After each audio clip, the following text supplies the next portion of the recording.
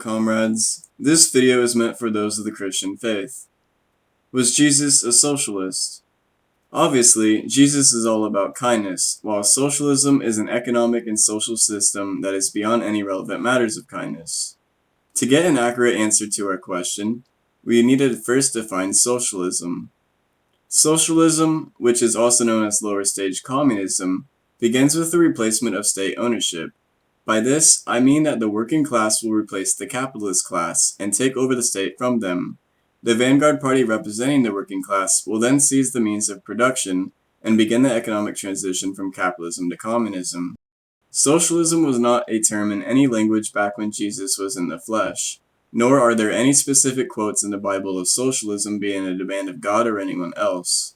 However, there are many quotes from the Bible and from Jesus and his followers that attribute to what is wanted by socialists. Before I make those comparisons, another note should be added.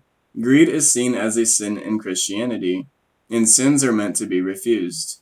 If greed is a part of human nature, then that destroys the entire idea that sins can be refused, and if sins cannot be refused, then humans were rigged from the very beginning, and therefore no matter what, because of human nature, would be sent to burn to flame in eternal hell.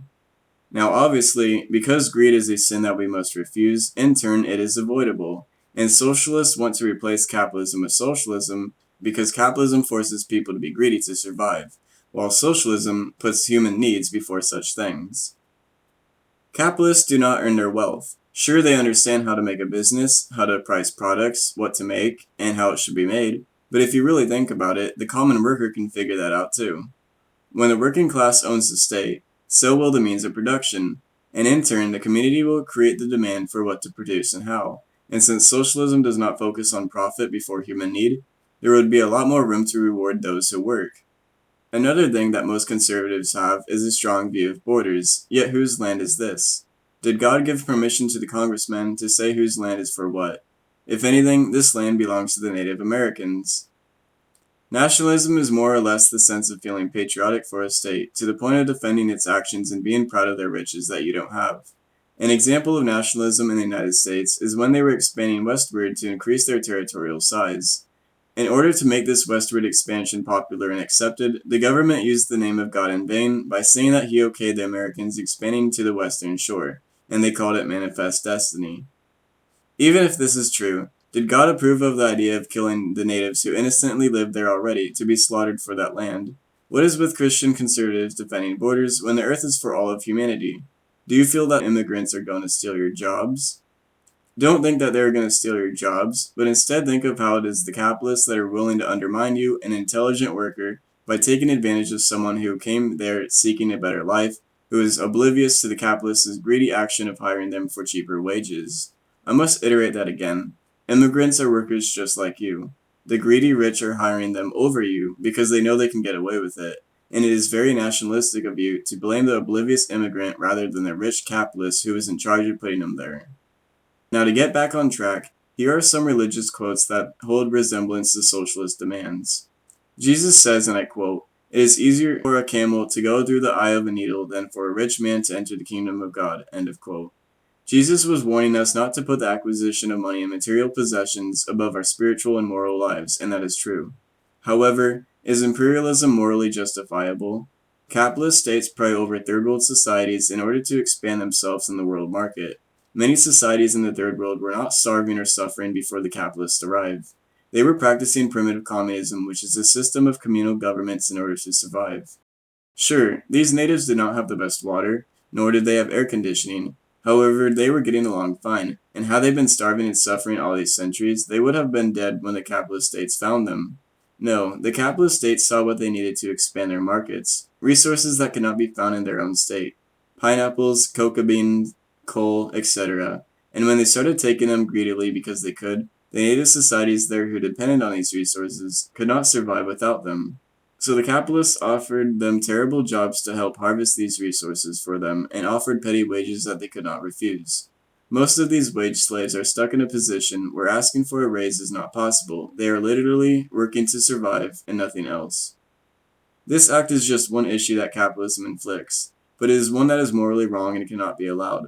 Jesus wants us to not place money over our spiritual and moral lives, and yet that seems to be exactly what the capitalists are doing.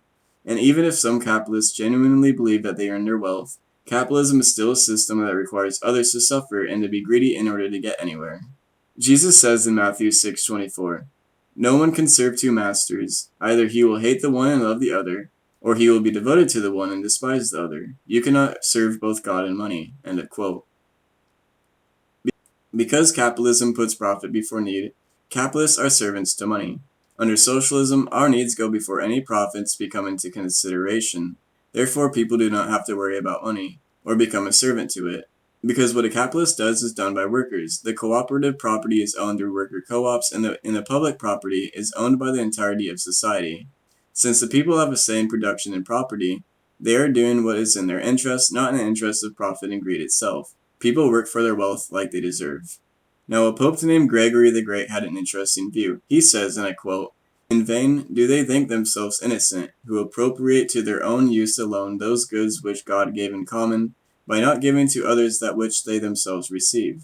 They become homicides and murderers, inasmuch as in keeping for themselves those things which would alleviate the sufferings of the poor.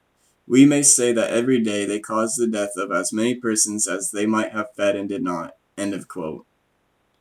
This is suggesting that even those who believe themselves innocent are still subject to judgment, for ignorance is no excuse. They are acquiring way more wealth than necessary for their work, and not giving others what they deserve for the sake of profit. From Ambrose of Milan, Sermon on Naboth, it is said, and I quote, "You, the rich, how far will you push your frenzied greed? When giving to the poor, you are not giving him what is yours. Rather, you are paying him back what is his. Indeed, what is common to all, and has been given to all to make use of, you have usurped for yourself alone. The earth belongs to all, and not only to the rich. You are paying him back, therefore, your debt. You are not giving graciously what you do not owe." End of quote. This explains it quite well. Intentionally greedy or not, the capitalists make way more than they deserve, and since profit is in their interest, they are busy trying to pay workers as little as possible while making as much profit as possible. Without a capitalist, there is way more to spread around, and what the capitalists did can be done by the workers. To end with Marx, he says, and I quote, "Nothing is easier than to give Christian asceticism a socialist tinge. Has not Christianity declaimed against private property, against marriage, against the state? Has it not preached in the place of these charity and poverty, celibacy and mortification of the flesh, monastic life and mother church? Christian socialism is but the holy water with which the priest consecrates the heart-burnings of the aristocrat." End of quote. As much as Karl Marx spoke of all being provided with what they need, Jesus says, and I quote, "And all that believed were together, and had all things in common, and sold their possessions and goods, and parted them to all men, as every man had need." End of quote. I think it is fair to say that enough has been said. Jesus obviously did not call himself socialist, but the things he described and the things mentioned and expected of us all meet the demands of socialism. It is up to us humans of this earth to advocate against the greed of the capitalists, to advocate against the suffering of imperialism. For this earth belongs to God and us, not to banners and elites.